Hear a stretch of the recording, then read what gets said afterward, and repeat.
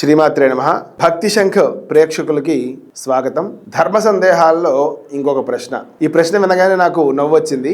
పెళ్ళైన కొత్తల్లో భార్యతో కలిసి తీర్థయాత్రలకి వెళ్ళొచ్చా అని అడుగుతూ ఉంటారు. 16 రోజుల వరకు కూడా పొలిమేర దాటద్దని పెద్దవాళ్ళు చెప్తూ ఉంటారు. అది ఆచారంగా వచ్చింది. అది తీసి పక్కన పెట్టినట్లయితే మీరు పెళ్ళైన తర్వాత భార్యతో తీర్థయాత్రలకి వెళ్ళవచ్చు, వెళ్ళాలి. కానీ ఇప్పుడు ట్రెండ్ ఏమైందంటే నెదర్లాండ్స్, న్యూజిలాండు, సిడ్నీ ఇటువంటి వాటికి హనీమూన్లకి వెళ్తున్నారు. అయితే చాలామంది శ్రద్ధాళు భక్తులు అడిగినటువంటి ప్రశ్న ఇది. ఏమిటి అంటే మేము తీర్థయాత్రలకు వెళ్ళొచ్చా అండి? నిస్సందేహంగా ఎటువంటి అనుమానము లేకుండా మీరు తీర్థయాత్రలకి వెళ్ళొచ్చు. ఇంకొక మహాప్రశ్న ఏమిట్రా అంటే కాశీకి వెళ్ళొచ్చా అండి? ఎందుకు వెళ్ళకూడదు? కాశీ మాత్రం అది దేవస్థానం కాదా? కాశీ అంటే అందరికీ ఒక ధోరణి ఉంటుంది, అంటే కాశీ అంటే మహాశ్మశానం అది, కాబట్టి అక్కడికి వెళ్ళకూడదు. అక్కడ ఉన్నటువంటి వాడెవరు? సాక్షాత్తు పరమేశ్వరుడు. అందరికీ అన్నం పెట్టేటువంటి అన్నపూర్ణ అమ్మవారు, విశాలాక్షి అమ్మవారు కాశీక్షేత్రంలో ఉన్నారు. అటువంటి కాశీక్షేత్రానికి వెళ్ళడానికి మీకు ఎందుకంత మొహమాటము, లేదంటే ఎందుకంత బెదురు? అంటే అక్కడ చాలామంది శవాలు కాలుతూ ఉంటాయనా? అసలు అదెందుకు జరుగుతుంది అక్కడ? ఎందుకు అంటే కాశీయాంతు మరణాన్ముక్తి అని చెప్పారు కాబట్టి చాలామంది కాశీ వెళ్ళి చనిపోవాలి అనేటువంటి ఆరాటంతో కాశీ వెళ్తూ ఉంటారు. చక్కగా నూతన జంట 16 రోజుల తర్వాత, నెల రోజుల తర్వాత, 2 నెలల తర్వాత కాశీ వెళ్ళాలనిపించింది. ప్రశాంతంగా వెళ్ళండి, విశ్వేశ్వరుని దర్శనం చేసుకోండి, విశాలాక్షి అమ్మవారి దర్శనం చేసుకోండి, అన్నపూర్ణ అమ్మవారి దర్శనం చేసుకోండి, ఘాట్లన్నీ కూడా తిరగండి. కాశీలో లేనటువంటి ప్రదేశం భూమి మీద లేదు, భూమి మీద ఉన్నటువంటి ప్రదేశం కాశీలో లేదు. అటువంటి మహాక్షేత్రాలైన కాశీని కూడా అందరూ కూడా పిచ్చి పిచ్చి రూమర్స్ తీసుకుని భ్రష్టు పెట్టించారు కాశీని. కాశీకి వెళ్ళకూడదు, లేదు ప్రయాగకి వెళ్ళకూడదు, పిండ ప్రదానం చేయకూడదు.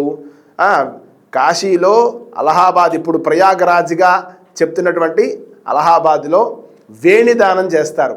అది భార్యతోనే ఉండాలి, అది చేయాల్సిందే అక్కడ. ఇంకొక ప్రశ్న వస్తూ ఉంటుంది అందరికీ. పెళ్ళైన కొత్తల్లో మరి ప్రయాగరా అక్కడ వెళితే పిండ ప్రదానాలు చేయాలి కదండి, మరి కొత్తగా పెళ్ళైంది కదా చేసేయచ్చా అంటే, రోజు కొత్తగా పెళ్ళైంది కదా అని చెప్పి పూటకు ఒకసారి భోజనం చేస్తున్నారా మీరు? రోజు మీరు తింటున్నారుగా భోజనం.